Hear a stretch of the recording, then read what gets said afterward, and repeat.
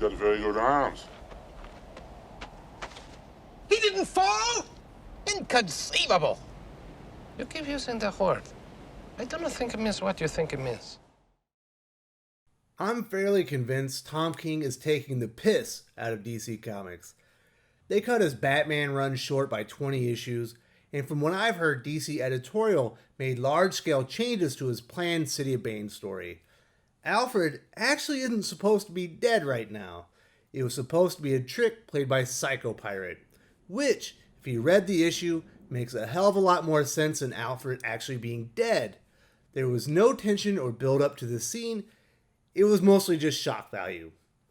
Frustration is 100% showing in King's writing as he wraps up City of Bane. There are multiple issues retroactively trying to make the last several years of Batman make sense. This week, he attempts to fix one of the biggest elephants in the room. Flashpoint Batman, aka Thomas Wayne, aka Bruce's not real father. How did Flashpoint Batman get here, and why was he helping Bane destroy Bruce? Tom King also attempts to tie City of Bane into Doomsday Clock in one of the laziest ways imaginable this issue. Now, I'm not a fan of Tom King as a writer. He has a fundamental misunderstanding of Batman and basically every character he writes. His superhero stories focus almost 100% on trauma rather than heroics. King doesn't research his actors much, rarely getting their history correct. What else does Tom King do poorly? He's far more interested in tearing down heroes rather than building them up. For a writer who claims he's been planning this story for years now, he can't keep his own story continuity straight. It all but collapses in on itself every time he tries to do one of these retroactive fix issues. His use of poetry, classic literature, and 9-panel layouts are pretentious as hell. He can't finish a story for the life of him, and that's been his entire Batman run. You get the point. I think he started out not good and became terrible over time. But the way King's ending City of Bane is dreadful, even by his abysmal standards. It's not lost to me that City of Bane is basically Tom King's really stupid version of Christopher Nolan's The Dark Knight Rises. Skip and Tosh clued me into that months ago. He's basically been breaking Batman down for a few years now so Bane could take control of Gotham. Of course, he never really explains why the Justice League would let Bane and Batman's entire rogues gallery take control of Gotham, let alone keep it. I guess he tried to explain it in a couple of lines of throwaway dialogue, but the explanation was unbelievable at best. There's a reason he never shows any of this happening, because nobody would buy it. Better to just say Lex Luthor went along with it because... reasons. In this issue, Tom King tries to emulate one of the most creative narratives Christopher Nolan ever created with Memento, telling a mystery backwards. The way to use this technique, or most non-linear storytelling well, is the reader or viewer needs to hit an aha moment when all or most of the information is presented. It's normally a huge reveal you never saw coming, but if you paid attention, you would have.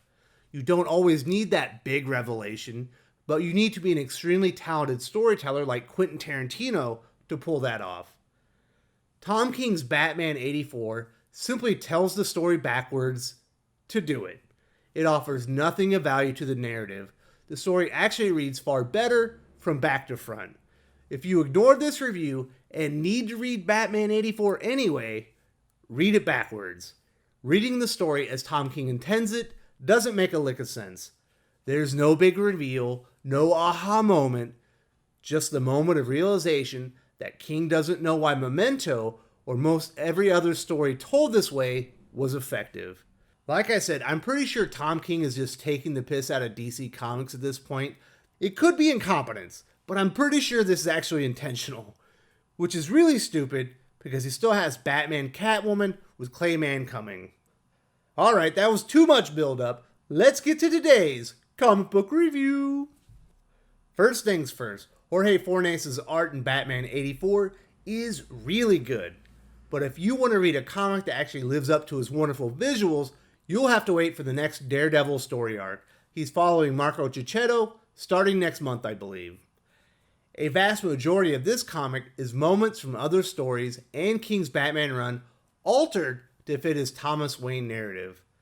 There are some new additions, but the overwhelming bulk of this comic is retread. Flashpoint Batman, aka Thomas Wayne, aka our Bruce Wayne's not real father, made his vow to fight crime before anything ever happened to Bruce Wayne, which seems kinda odd. But in this world, Joe Chill killed young Bruce Wayne afterwards, driving Thomas to become Batman and driving Martha Wayne insane, resulting in her becoming Joker. There's some really weird stuff in this comic as well, and I highly suggest everyone who hasn't go back and watch my Tom King's failed Batman writing technique vid with Larry Bernard. He was even more on the money than I realized at the time. There will be a link to the video in the description and in screens. After Thomas Wayne becomes Batman, he starts killing all the villains of Gotham, except Catwoman, who he takes on as an apprentice or partner of sorts. And in case you're wondering, yes, every time the story goes further back, it just says earlier. Never explains what timeline or dimension the story is in. It's not really hard to follow, but it's so lazy. Which is basically the theme of this entire comic issue. During the Selina Kyle Thomas Wayne montage, Flashpoint Batman tells her, "I wish you'd have known him. You would have gotten along. You remind me of him." Speaking of Bruce, of course. And later, Selina suggests Thomas Wayne go out on dates and calls him Dad. Which wouldn't be so weird. It might even explain why he purposely sabotaged our Bruce's marriage to our Selina. Batman's not good enough for my surrogate daughter type thing. But, in the last page of the comic, Thomas tells our Bruce, "Take off your mask, marry the girl." He's basically making Bruce marry his sister, kinda. Or possibly worse, making him marry himself. Thomas did tell Selina she reminds him of Bruce. How creepy is that? Thomas Wayne also claims Bane is in a coma at Arkham in the final page. Not sure how a gunshot wound to the face puts a man in a coma. He was clearly dead in the last issue. Whatever. I wanted to mention that slice of King continuity here because it made sense to me. The entire premise of the story, as I understand it, is Thomas Wayne wants to save Bruce from the Batman curse that destroyed his life. But when you read the story, that's not exactly what happens. Joe Chill killing his son Bruce Wayne did that. It leads him to become a homicidal vigilante, and Martha Wayne goes insane, turning her into the Joker. She kills Alfred and Selina Kyle because she's crazy. It's never even hinted at that she did it because Thomas Wayne is Batman. The only bad thing that happens because he's Batman, if you even want to call it that, is Martha Joker kills herself when she learns Bruce becomes Batman in another dimension. After Martha Joker's suicide, Flashpoint Batman states, "This world is useless. Useless to you, to me, to Martha, to Selina, to anyone. And I'm gonna kill it." The way I take this is, Thomas Wayne is saying his world as Batman is useless to him and our Bruce Wayne, and he's gonna take it away from him. So, that's Flashpoint Batman's motivation. It's not about proving he's better than Batman. It's about saving Bruce from Batman. Now, how did Flashpoint get to our universe when his dimension was clearly destroyed earlier? The Flashpoint story isn't really fresh in my mind, but when that dimension died, it didn't really die. Thomas Wayne and Reverse Flash are laying on the ground with a sword protruding from Eobard Thawne's back. The visuals fade out and then come back again, and Thomas Wayne is beside himself because he thought he had actually died and is disappointed he was brought back. He later speaks to Bruce and tells him to find happiness and don't be Batman. Then Eobard Thawne transports Thomas Wayne to Earth Zero. He repeats Thomas's words, "I can't live knowing he became me." Reverse Flash then explains, "You killed me, Thomas, and to thank you, I won't let you kill yourself. Instead, I give you this, a world where your son is you." He then says he can't stay because he's chasing a button. Like I said earlier, exceptionally weak tie-in to the Doomsday Clock story. All of this information should have been provided months ago. The latest it should have been provided was after not our Thomas and our Bruce fought at the Lazarus Pit. It boggles the mind that King and DC editorial could make so many enormous mistakes with story sequencing. But that's how Thomas Wayne is in current DC continuity.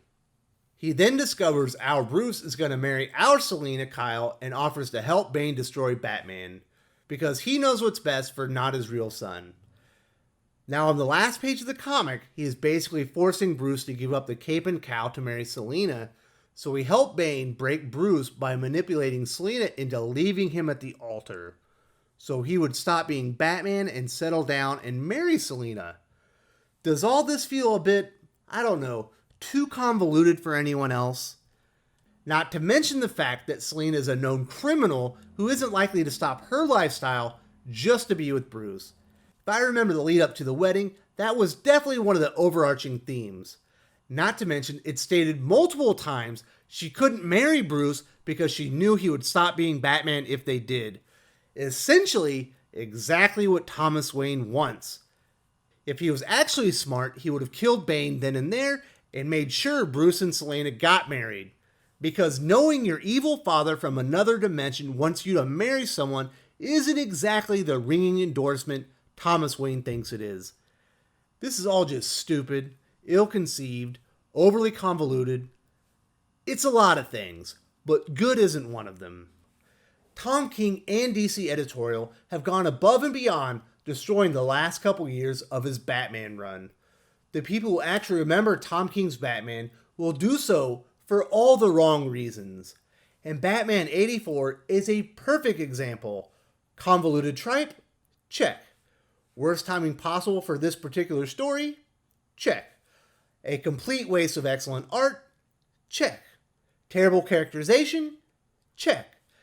Batman 84 is a Sylvia Plath sonnet and Gotham Girl appearance away from being a Tom King masterpiece in garbage comic writing.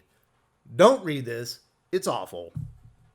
If you enjoyed this video, please give it a like. I would appreciate it very much. It helps us attract more views for the channel. Subscribe for future commentary, comic book news, and reviews.